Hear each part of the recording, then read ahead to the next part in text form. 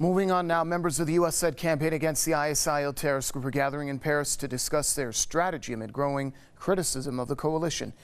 Ministers from 20 countries will attend the talks in the wake of the ISIL's takeover of Anbar province's capital, Ramadi, in Iraq. Among coalition members are Qatar and Saudi Arabia, which are widely accused of supporting militants in Iraq and Syria. Iraqi Prime Minister Haider al-Abadi will also take part in the talks.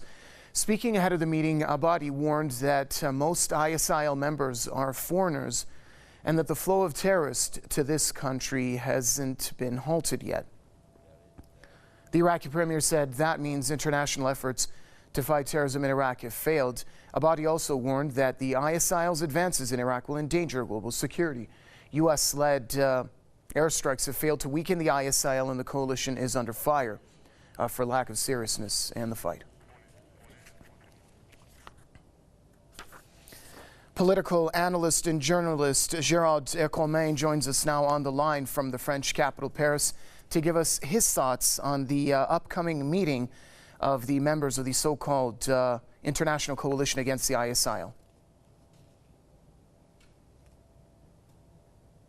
Well, the meeting that's taking place in Paris is another example of the hypocrisy of the Western coalition. The ISIL or ISIS militants were trained by the United States in Jordan. They're being recruited in Afghanistan and other countries, and they're essentially a proxy force for U.S. imperialism in Syria and Iraq to destroy those countries, in particular Syria. They're a coalition of Western-trained terrorists.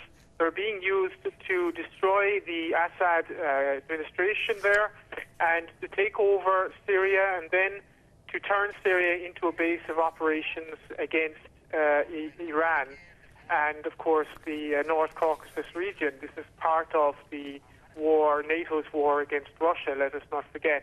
I think if you, so it has been pretty much obvious from the start that the coalition of Western forces are not interested in destroying ISIS, but rather in helping ISIS to take over the country and then use them as a further proxy force against Iran.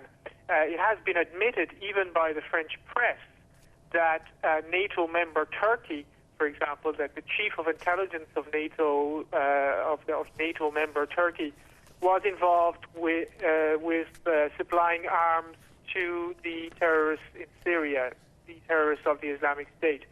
This has been openly admitted many times. And of course, we know from Defense Intelligence Agency documents that have been declassified recently that the United States did foresee the formation of a Salafist principality in eastern Syria. They did foresee the formation of the Islamic State. It is no secret, of course, that Senator John McCain, has had close contacts with many of these militants.